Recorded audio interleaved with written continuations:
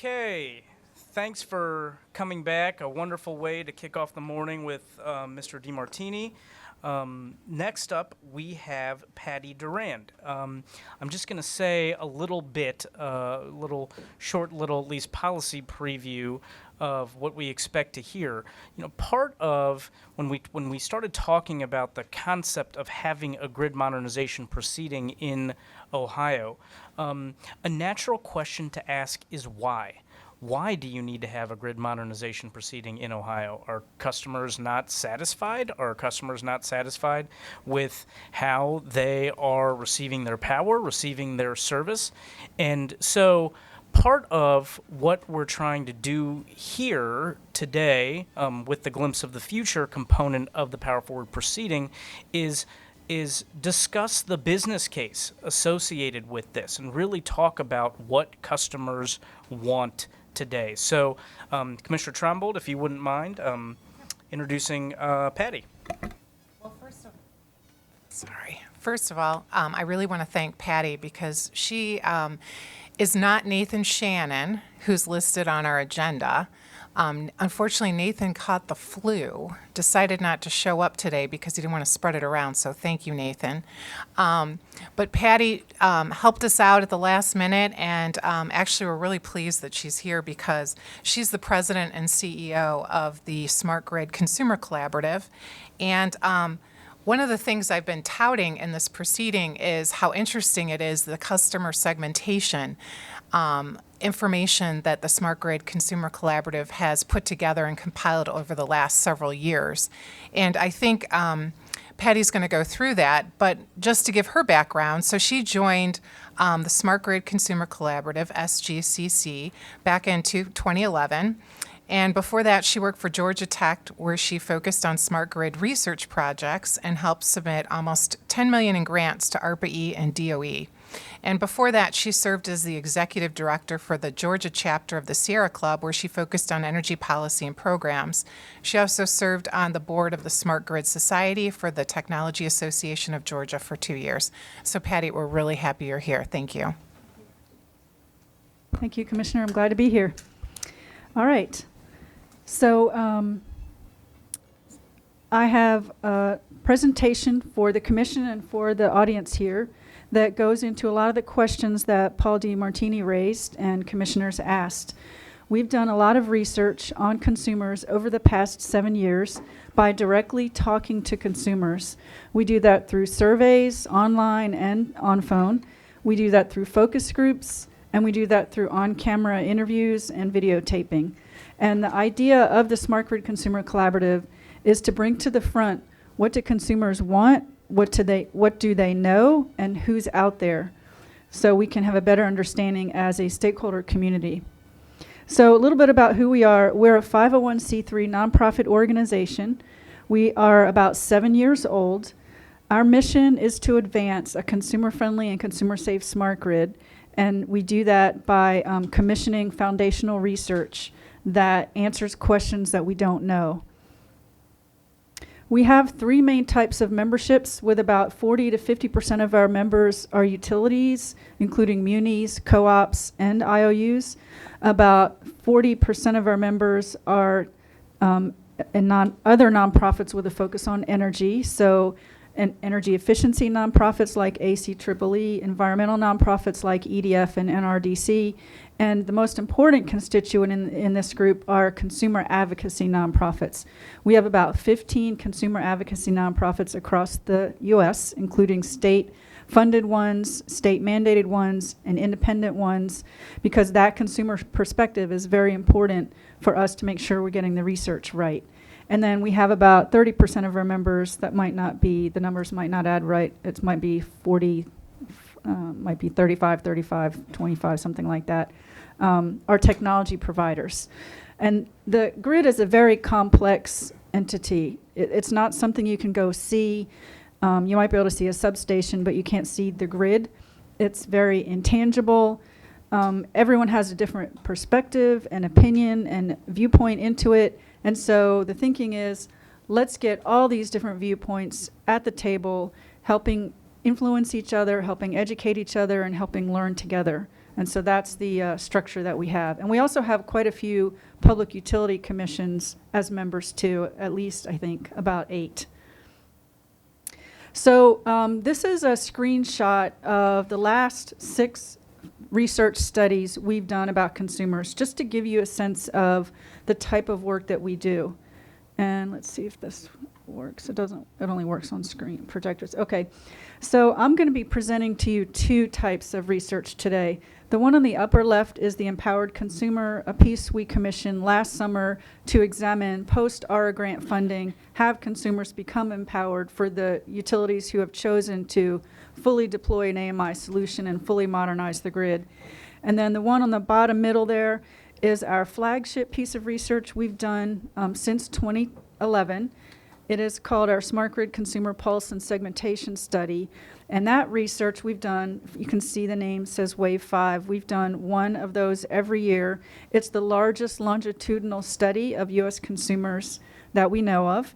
And in that piece, we take a deep dive on consumer attitudes and values around energy, and we develop our segmentation framework around bucketing or grouping together consumer values into segments. So we have a segmentation framework out of that research. We have Wave 6 in the field right now, and we expect Wave 6 to be published in May. And then what we do is we compare Wave 1 to Wave 5 or Wave 6 to see how things have changed in terms of consumers' awareness, views, and attitudes. And then we also take a deep dive on seniors. We've taken a deep dive on low-income consumers. This summer, we'll be taking a deep dive on millennials. It's the first time we've done, we would have done any research around millennials. We generally discourage looking at consumers as demographics because our research shows that consumer attitudes around energy cross demographics. It's not a very good indicator of what consumers want or think. Just because someone is low income doesn't mean they don't care about climate change. Just because someone is wealthy doesn't mean they don't care about saving money. You just can't tell. Everyone is an individual and everyone has their attitudes and values that they have. And so it's important for us just to understand what they are and not look at demographics and then box people into their demographic.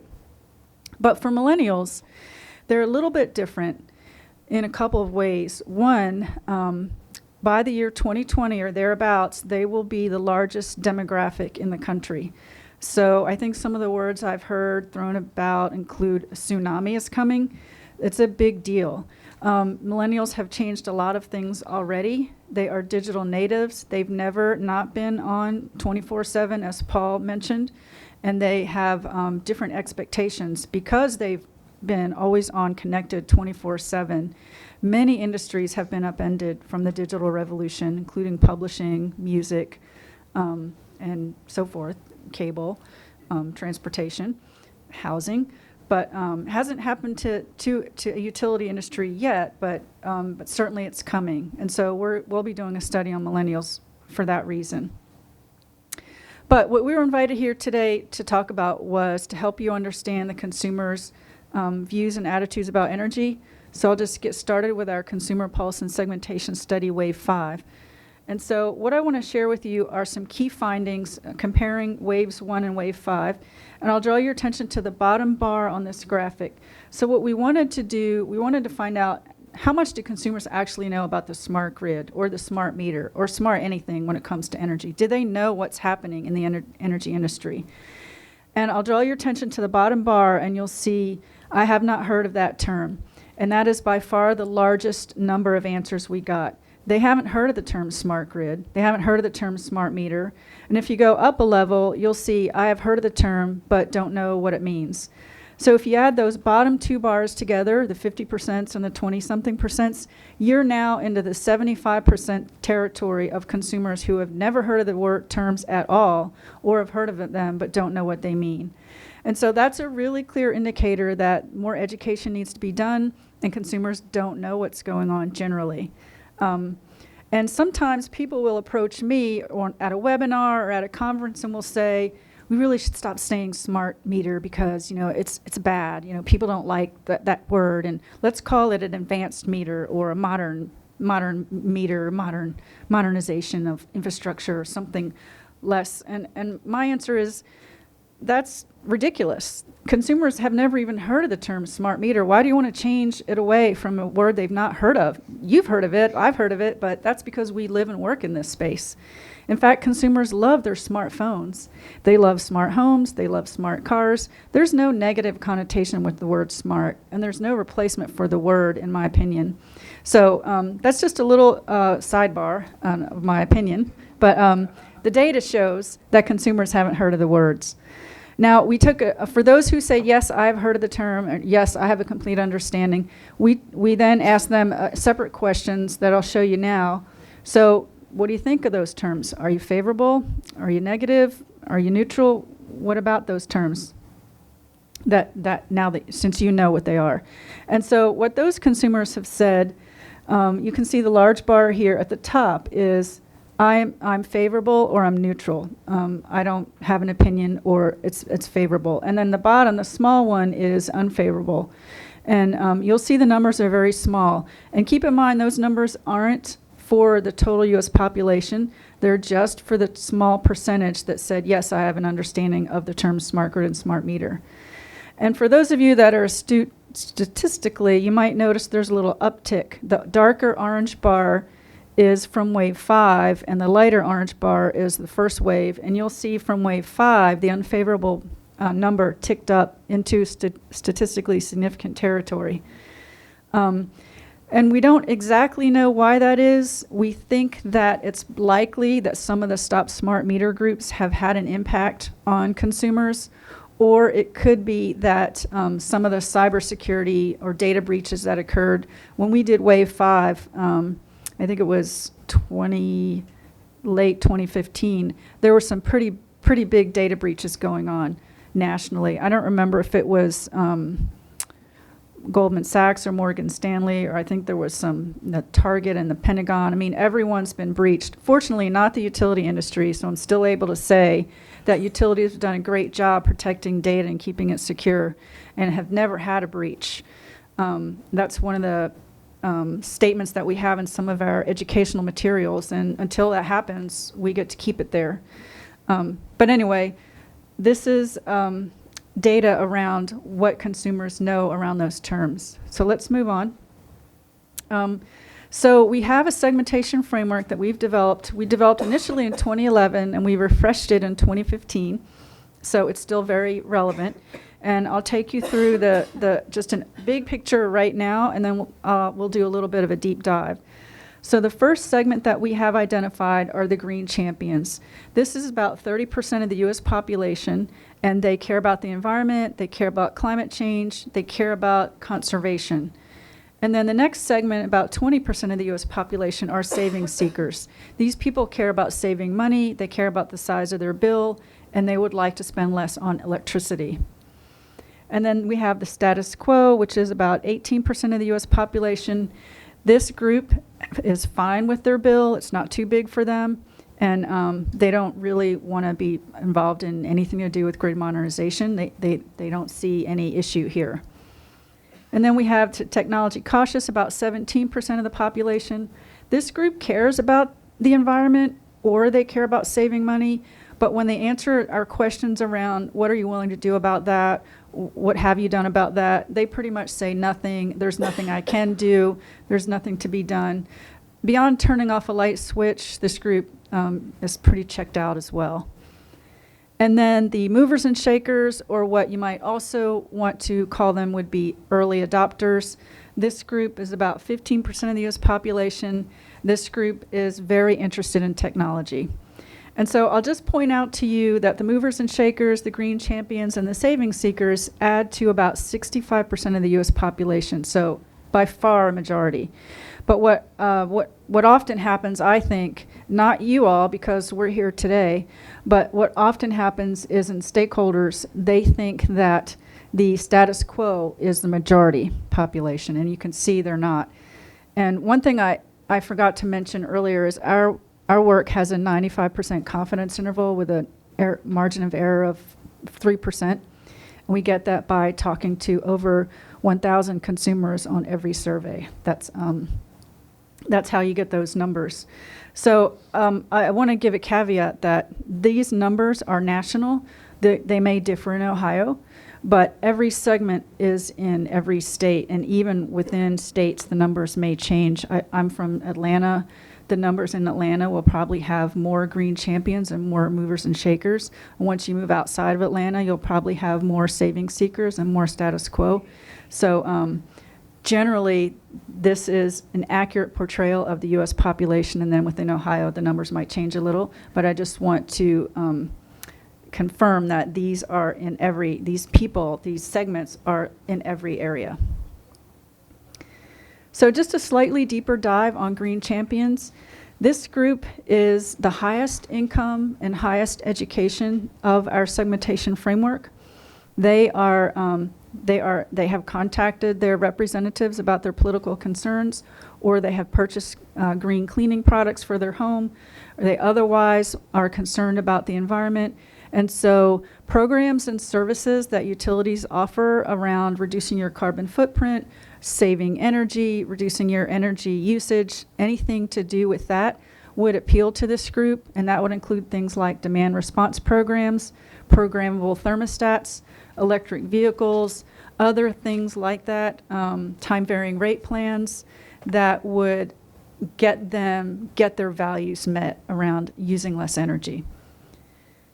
And then saving seekers are among the lowest. They're the next to the lowest income group. They have what they consider to be high electric bills for their income, and this group is generally dissatisfied with their utility. Paul had some dialogue about this earlier about consumer interest and what's coming, and so there are a couple of segments, and I'll point them out to you as we go, that are not happy with their utility and would be interested in switching if they had a choice. So saving seekers is one of them.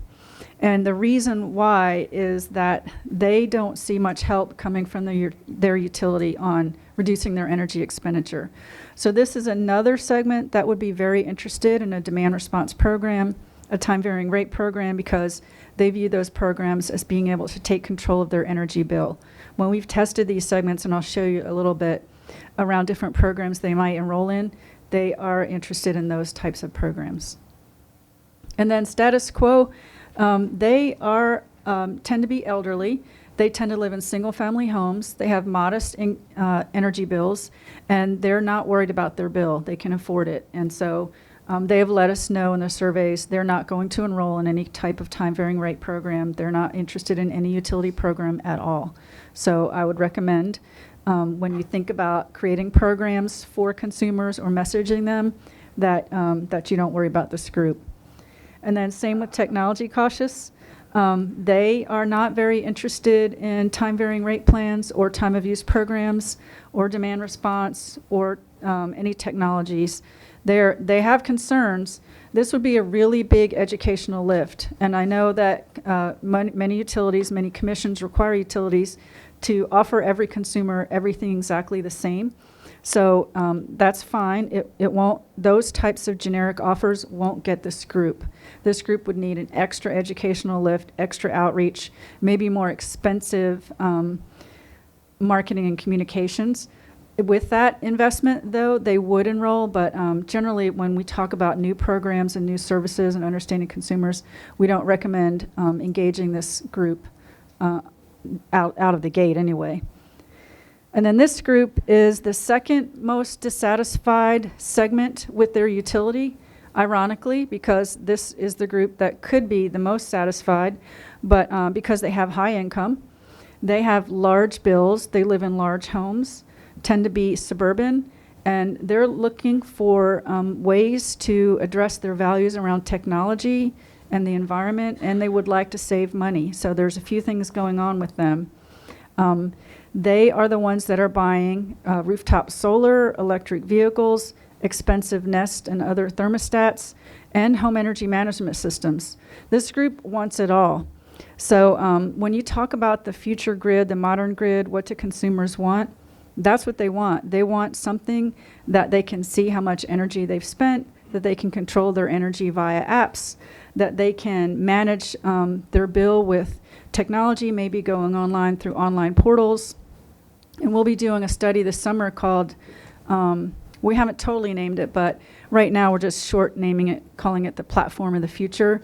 But a lot of utilities are launching e-commerce platforms to engage their consumers around energy products and services. My utility, Georgia Power, has launched one. I don't know how long it's been out, maybe a year. And it's actually really cool. I get marketing emails from them offering discounts and sales on things like LED bulbs, power strips, programmable thermostats, electric charging information. Georgia Power has an EV tariff that is very appealing to EV owners. And last week I saw a really cool thing they had on sale. It wasn't exactly energy related, but that's okay. It was an automated door lock for my front door. You download an app, and then you buy the lock, and they had it on sale. And then as you leave your home, the door locks behind you because the app can tell the distance you've gotten from the door. And then as you approach your home, the lock automatically unlocks for you. And so all the ladies in the room know how painful it is to dig around your purse looking for your keys with your arms are full, or maybe it's dark, or maybe it's raining. And I just think that's the coolest device. And so those are some of the things that Georgia Power is experimenting with. And I know of at least 4 other utilities that have launched e-commerce platforms, and we'll be doing a pretty big deep dive on that this summer. What kind of programs do consumers want bundled together? What's appealing to them? What kind of messages might they want? This group, Movers and Shakers, would be one of the groups that would appeal to a lot. And as utilities do more, I started to say if, but it's really not if anymore. Utilities are in the game. They're doing a lot of research and development. They've launched innovative groups that are trying to figure out how a utility can transition from a commodity provider to a service provider, which is what they have to do. And I'm not telling them that. Everyone knows that. And by providing those services, this group would become more satisfied with the utility. So we have a lot going on with the segments. Let's talk about consumer interest in programs now. So we did some research on their interest in demand response programs. And I want to point out to you, the dark blue is that they would participate. And so the top one is a critical peak rebate. That program has the least amount of risk because if consumers move their usage off of peak time, they get a rebate. If they don't, nothing happens. So that's how we describe the program to consumers. And the majority, were interested in that program. And then we go down to time of use pricing, which is still very interesting to consumers, maybe fewer of them because there's slightly more risk. Many consumers don't know what's happening with, how much is 25 cents a kilowatt hour between 3 and 6. Like that, they don't know what that means. And then, the automated demand response, that's interesting, but less so because consumers feel somewhat loss of control. The system is automated. Maybe they'll be charged a higher rate and they won't know why or when, and so there's some confusion on their part. And the bottom one is the most risky at all, which is critical peak pricing. So if you're using electricity and it's at peak, you're being charged. But you can see there's still a lot of interest there, even for that one. And one key takeaway from this data point is that consumers like certainty and they don't like risk. So that's why the critical peak rebate is the most interesting one for consumers. And we see that play out in PEPCO. PEPCO, the IOU in DC, has a critical peak pricing rebate. They have two programs they call 2 Ways to Save. One of them is a rebate program, and consumers love that program. They have a very high rate of enrollment in that program. And then we reframe the data. I just showed you the U.S. Overall data, but now we reframed it according to our segmentation framework. And here you'll see that the savings seekers and the green champions really are both extremely interested in critical peak rebates. Look at those numbers.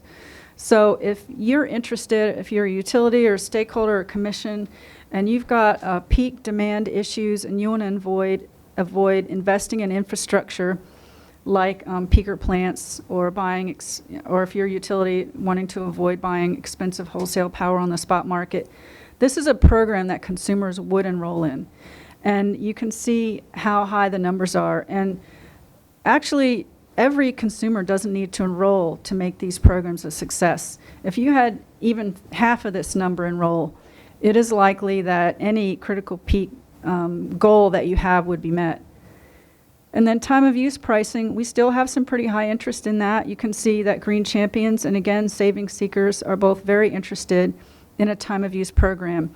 And I like to share this data specifically with commissions because I think commissions often are worried that consumers will have a backlash, that they don't want this, that they like flat rate pricing. But we have a lot of data that shows that they do like time of use pricing and they would enroll for their own motivations. Because if they're a Green Champion and you as a utility let them know, if you enroll in this program, we don't need to build more capacity. We don't need to spend money. We don't need to do more fossil fuel emissions. That's very important to them. Or if you're a savings seeker, you can enroll in this program and save money. You can control your energy bill. Just use energy within these times a day. That's very important to them. And so that's why it's important for all of us to know what consumers care about so that we can line up what the needs are of the electric industry with what the values are of the consumer, and then everyone's needs are met. And then demand response pricing, you see the numbers continue to drop a little bit, but Green Champions are still quite interested. So for the same reasons, reducing energy usage is very appealing to them. And then critical peak pricing. So the numbers really drop now. I'll just look at the total wood is quite small. Again, because all the risk is on the user here, it's on the consumer, and they just don't know what this is going to do. And there's just so many better programs out there. I'm not sure why we would put this risk on consumers, but we tested it anyway because we know that some places want to know this information. So that's our data out of Wave 5 on consumer interest in pricing programs.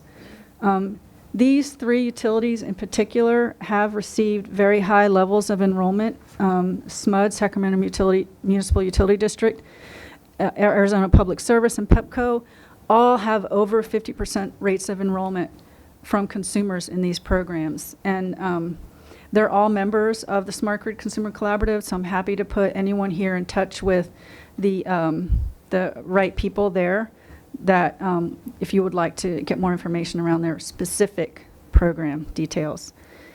All right, we also tested consumer interest in other technologies besides rates. So here you'll see smart appliances, electric vehicles, programmable communicating thermostats, and so forth. So let me just drive the little Nest car across there, the little Leaf car. So what I want to point out is the darker bars at the bottom, the left blue bar is Wave 5, the most recent data, and the gray bar is Wave 1, the older data, 5 years ago. So we can watch trends here. So for smart appliances, you'll see that almost no one has one, but you'll see that interest is very high. And that was a shocking, and I don't know, shocking's too strong a word, but that was a surprise to me. I didn't think of smart appliances as a thing, but it is. Consumers really like I said, they like the word smart. They like technology. We're in a technological age.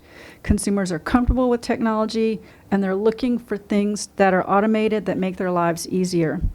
And then electric vehicles. Again, almost no one has one, but the numbers have risen. But there's a large amount of interest there. You'll see the interest drop, though, between Wave 5 and Wave 1. And I like to ask the audience, normally, when it's not a commission, I'm not going to ask you anything, but in a regular audience, I would say, why is that? And almost everyone gets it right. And the answer is because gas prices are so cheap. And they're cheaper now than they were 5 years ago. And so electric vehicles interest is driven a lot by how expensive it is to drive a car, your gas car. And so, but the interest is still there. It's still high. As Paul said, we're probably turning a corner on that. And so that's some technology to watch. There are a lot of models out there, as Paul said. It's really crazy. It's crazy fun. And then programmable thermostats. This is also amazing. Look at how many people already have one. A lot of people have one, but then look at how many people want one. Those numbers are really high, and I'll get back to that in a minute about how that's something that matters. And then home energy management systems, again, nobody has one almost, but those numbers are high, not quite as high as the programmable thermostats, but still very high for a new technology that's it's nascent, it's emerging, it's just not ready for prime time yet. The connectivity isn't good enough. The standards aren't good enough, but the consumer interest is there. And then the last one, rooftop PV, we didn't test that in wave 1. So that's why there's no gray bar. But interest is very high there too. And where the incentives are right and the policy is right, that's where there's a lot of rooftop solar, in Hawaii, in New Jersey, in California, in Arizona and Nevada, where they're fighting over the right tariffs. Those are key enablers. So that's a little information about technology. I forgot that Nest was going to do that. So just for this piece of research, a few key takeaways. So first off, consumers know very little about the smart grid. They don't know modernization is happening, but they want things. And those that are savvy enough to know what they want are unhappy with the utility. So I think that this program that you're putting together and your plans, the commission has made, the path forward is very timely and a very great thing that you're doing. You're getting ahead of the curve. And then consumers are telling us they want technology. You can see from the survey, they're interested in time varying rate plans and they're interested in other technologies besides, and you can look at the trends actually happening in the field to prove that out. And then segmentation helps market to consumers, it helps us understand consumers, and it helps us make sure we're meeting what needs the consumers have and what consumer wants, not what we want, but what they want, meeting them at the place they're at. A consumer value proposition is really critical. We've done a lot of work on the consumer value proposition. We've identified 3 main buckets of value that consumers get out of smart grid investments. Paul talked about them already. One big bucket of value is reliability, improved reliability. Another big bucket is environmental or sustainability, like being able to scale up renewables or being able to avoid peak load investments. And then the final one is economic, downward pressure on rates, giving consumers the option to manage their electric bill through different means. And then last, citizens are the priority. You've already said that this morning, so I won't talk anymore about that, but we all know that consumers are the key priority. The other bit of research that I think you should hear about is the empowered consumer. We commissioned this one last summer because it was several years, I don't know, maybe 5 years post ARA grant funding, the American Recovery and Reinvestment Act. Many utilities took that money and used it to do an AMI deployment to completely modernize the customer part of the grid. And there are other utilities that took money that didn't do AMI but still did grid modernization.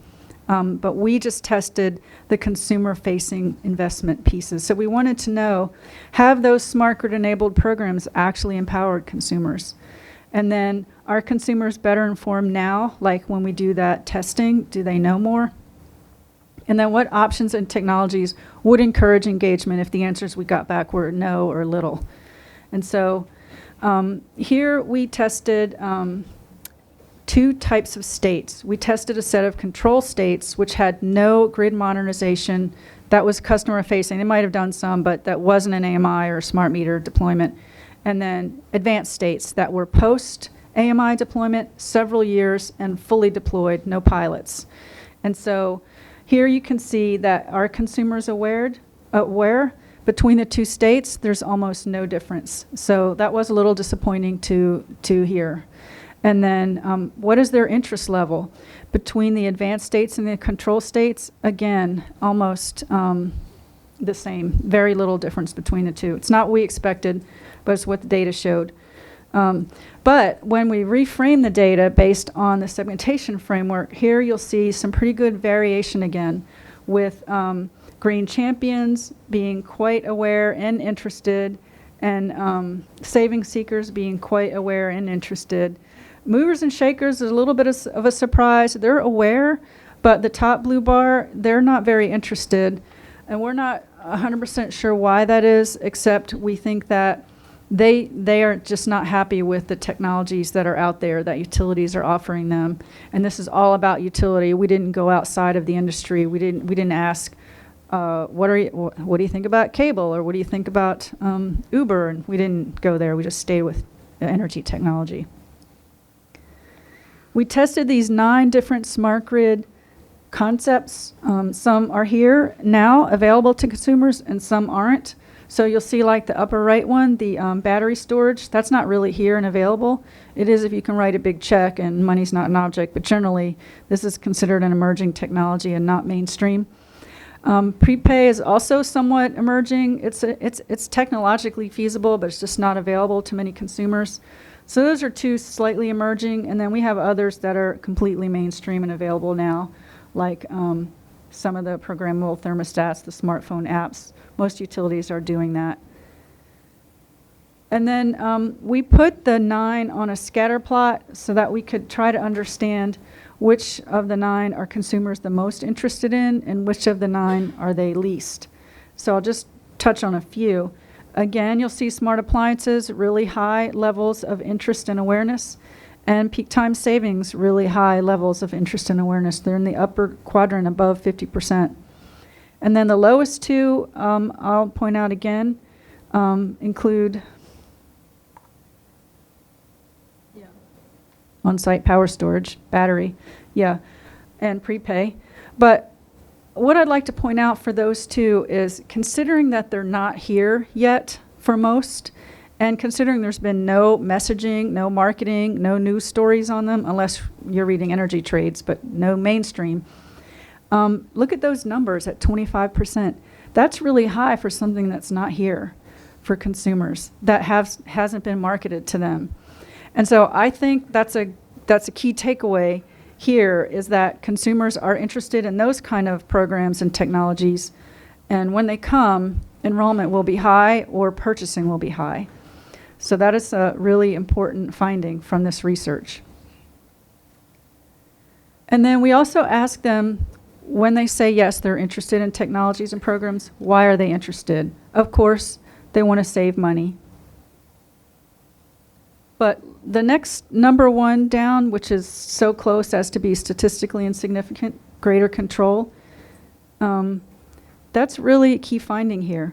So a lot of times I'll hear attitudes from stakeholders in our field that say consumers just want to save money, they don't care about anything else. But if you look at this data, number 2 and number 3, consumers are really interested in managing and maintaining control of their electricity. That's not just saving money. That's being in control and wanting more information. And that is a key finding from why consumers are interested in technologies, in energy technologies. And then we also ask them, what erodes your interest? What are your concerns? And then, of course, how much the bill is, how much it's going to cost to purchase this or enroll in this product, or will they actually save money? But then you can see the number 2 one is the utility gets all the benefit, or the utility controls me. And this is just an educational thing, because for the most part, consumers can unenroll or opt out of a demand response program, a time varying program. And so consumers just need more education. I don't view those high numbers as being a showstopper or being a bad thing. It's information we need to have, and then address these concerns when we're creating the programs or the e-commerce platform that we want consumers to engage around. And then we did a type of research called conjoint or discrete analysis, which means we forced or required consumers to make trade-offs among different program elements. And we did that for 2 technologies, 1, the smart thermostat, and 1, the time varying rate plan. And we chose those 2 just because those are the ones being talked about the most now. Those are the ones that commissions and utilities are grappling with. And so they made sense. We could have done it on any of the 9, but we chose those 2.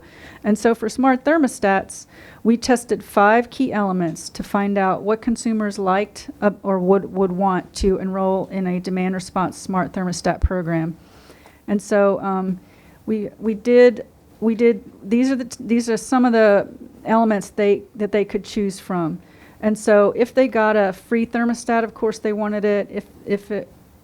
But you can see that we tested if you install it, if a contractor installs it, or if you pay to have it installed. And then we tested other things like what can the utility manage demand response through the thermostat, and then what kind of incentive do you need, $50 or $250, and how long do you have to sign up for the program. And we found that almost 70% of consumers don't mind installing it themselves, want a programmable thermostat, want the $250 incentive, and don't want the utility to have anything to do with the demand response program. So, but then when we changed it, let me see, yeah. When we changed the incentive amount, we dropped it all the way down to 50, and that still appealed to 64%. So the key finding is, don't waste money on big incentives. Small incentives work just fine to engage consumers. And then when we said the utility can control your thermostat for a demand response program, that still appealed to over half of consumers. So those are really high numbers. Of course, 68 is higher than 64, and it's higher than 54, but that's still more than half, and that's a big deal for consumers to turn over the thermostat for demand response purposes. And those numbers are much higher than we expected. And then for time varying rate plans, we tested different things like how long do you have to sign up to be in this time varying rate plan? Is monthly okay, or would yearly be okay? How do you, when data presentment means, how do they get the data back? Is it on their bill? Is it in an online portal? Is it in a device that sits on a countertop? And then bill limits means, are they at risk? Is there a cap on the bill, or will they pay more than if they weren't on the plan? And so we tested that, and we found that 55% of consumers are interested in time varying rate plans. These are the 3 types we tested. The flat rate one is on the far right. At 45% of consumers said they prefer flat rate. But then when you add up the other types, the nighttime rate, the afternoon peak, and then there's 2 types of afternoon peaks, that comes to 55%. So this confirms earlier research that more consumers are interested in time varying rate plans than flat rate plans. And then this is a key finding. When we offered them 3 types of choices of time varying rate plans, then, thank you, my eyes are old. We offered them 3 types of flat rate plans. That number actually rose to 60. So if you have 55% here, when they're given a choice of a single flat rate plan or a single time of use plan, but when they had a choice laid out before them, then the number of the interest rate rose. And that's because consumers like to have choices, and they like to match their personal values and lives. So some people viewed the nighttime rate as easier for them. It's less risky. The difference between them is low. And other people wanted the higher difference and the narrower time frame. So that's really, again, it's meeting consumers where they're at. It's giving them what they want, and not just giving them what we want, and making it work for them. And then when we offered no bill guarantee and a yearly contract, 2 things we thought would severely erode interest, and offered them data presentment online access, that still kept interest at 50%. So that's really that's really good. That shows a lot of detail and data around time varying rate plans. And this one was by far the highest in terms of consumer interest. I'm not aware of any utilities offering a time of use rate plan like this. I've seen many of them out there, and this one is just probably not going to work too much. But it does point to the fact that consumers like lower risk. So as commissions and utilities work together to create time varying rate plans, and I think we're all in agreement that they're coming, then keep that in mind and try to minimize the risk for the consumer as much as you can. And then some final key thoughts. So earlier, some of the questions to Paul were, where do we start? What do we give consumers to begin?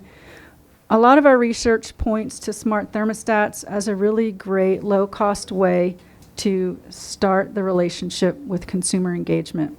As you saw from that earlier graph, 75% of consumers want a programmable thermostat or have one. And so they already want or have one, and they're very willing to enroll in programs with utilities that get them in demand response, that can get them free, that get demand response program enrollment for other values they have. And so this is just a great low-cost entry-level gateway for that engagement. And then reducing their upfront cost with an emphasis on control is a key outcome from the empowered consumer research. They're worried about how much things cost. They don't know how much the benefit is. So some of the things I recommend to utilities include things like shadow billing, so that consumers can see what they would have paid and what they're saving, or an online calculator where they can upload their data into a calculator that will show them which pricing plan is best for them, and things like that that help them, caps to prevent them from being hurt for 6 months or a year so they can try out something without risk. And then educational and pilot programs. We've seen how few consumers know what's happening out there. We know that consumers need more education. Pilot programs are good. I think sometimes there are too many of them and they go on for too long. We have a great amount of success out there that everyone can learn from. I think I have a slide on that in a second. And then segmented messaging and early adopter incentives. That's really important. Many utilities are segmenting now, so if you want to know which ones, come and see me or give me your card, or I'll give you mine and I'll follow up with you. I didn't have time to get into that today. Most aren't, but some of the early ones are and are doing very well with it. And early adopter incentives to help the people that want to get going in something new and risky, to help give them something back for that risk for them. For segmentation, if a utility isn't going to do it or the commission doesn't allow it, I like to recommend that they, instead of doing segmented messages, that the messages that they do weave together several areas of values that consumers have. So save money and help the environment weaves together saving seekers and green champions concerns. Many of the many of the segments care about future generations. Green champions in particular help the future, help the planet, help your children. Those kind of future generations, non-personal benefit messages really appeal to green champions, and that is the largest segment. So you could weave together a couple messages like help save the planet, help future generations, and reduce your carbon footprint. That would get the attention of that largest group. And then I referred to successes out there a second ago. We've documented, I think I only show 5 here. We've documented 12 successes that utilities have had across the United States with consumer programs. They're about 2 to 4 pages. They outline the name of the program. They outline what the utility did. They outline the benefit to the consumer. Some are successful AMI deployments. Some are successful uses of data. Some are successful demand response programs. And I forget what they are, but those are the top 3. And we're doing another 6 this year. So take a look at those. They're on our website if you're interested in seeing what other utilities have done. And that's the end of my presentation. Happy to take questions. Patty, fascinating. Thank you very much.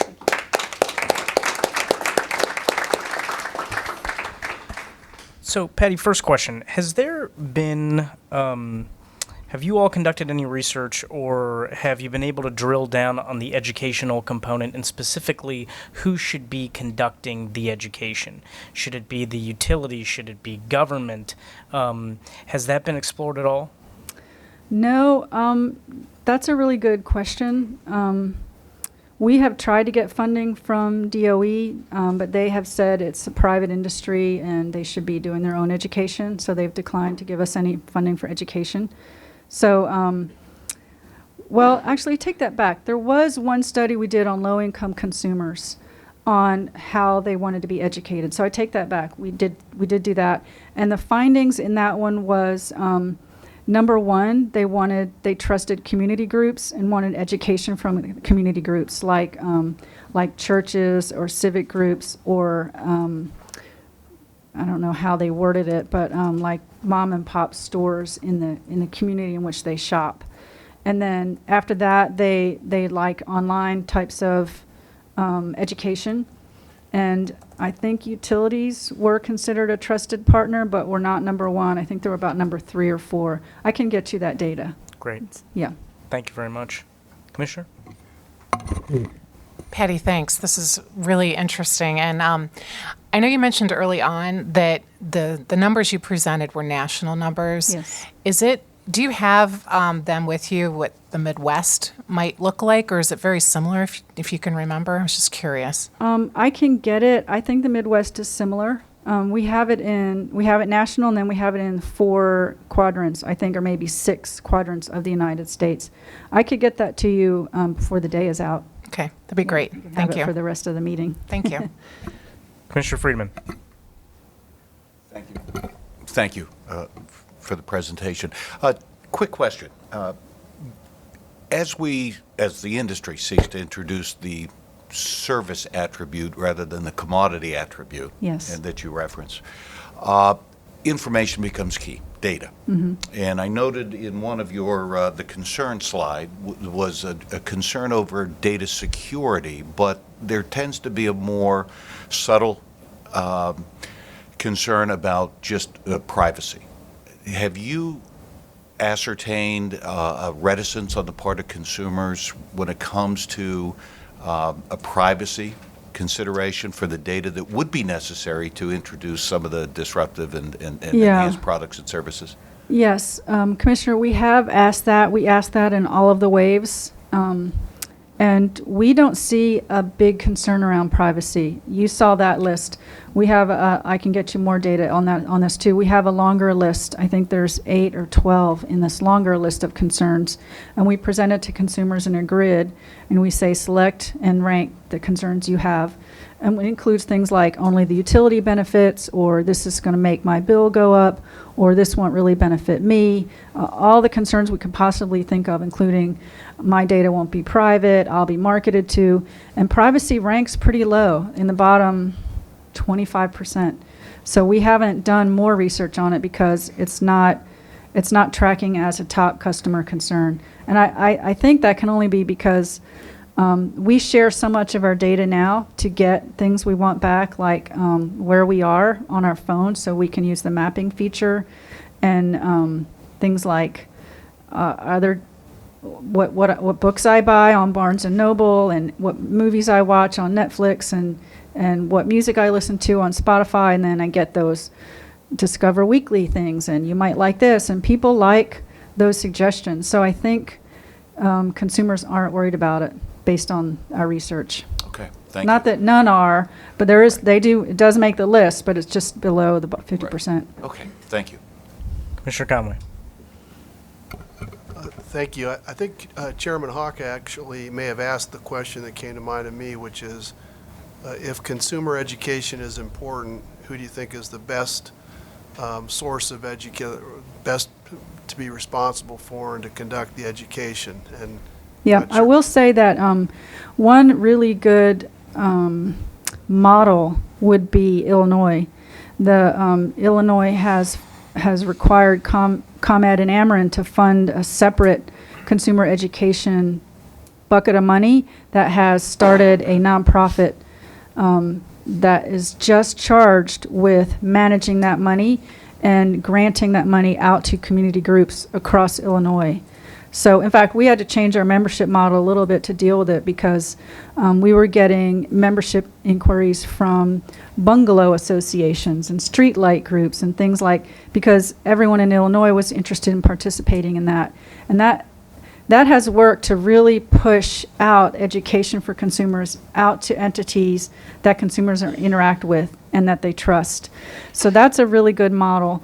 Another good model is San Diego Gas and Electric. I don't think this was driven by CPUC, but San Diego Gas and Electric issued small grants to nonprofits in San Diego, including environmental nonprofits and churches and civic groups like Rotary.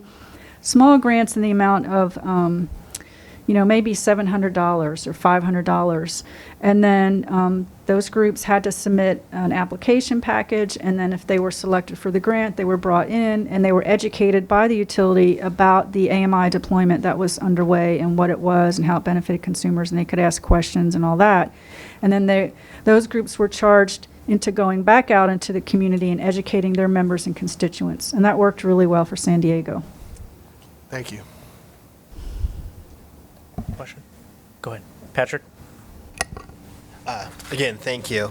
One of my questions is, has there been any research on consumer trust or education in vertically integrated states versus competitive states? No, I think we did that in Wave 6, which is going to be published soon, but we didn't do it in the early waves. So I don't think we have that data. And plus, I think I'm a little unsure because I remember discussing this, and I remember there was some concern from the research committee that it would be hard to get consumers to understand the difference. It would be a pretty big educational lift on the survey, like at the time of the survey. You're in a non-competitive state. Would you be interested in having utility choice? I don't know. It just, no way, we couldn't think of a way to make it be an unbiased survey. We really focus on the credibility of the results. And so I'm not 100% sure it made it in Wave 6, but I know we've struggled with it. So I can get back with you on that. Questions down on this end. Nahila? Question? Patty, thank you so much. I'm just trying to figure out, you mentioned that you don't like to box the customer according to the demographics. And I was wondering how that fits in with the segmentation framework, and how do we narrow down the study and the results of a study? Don't we at some point have to box the customer according to maybe their value system or, their right. lifestyle?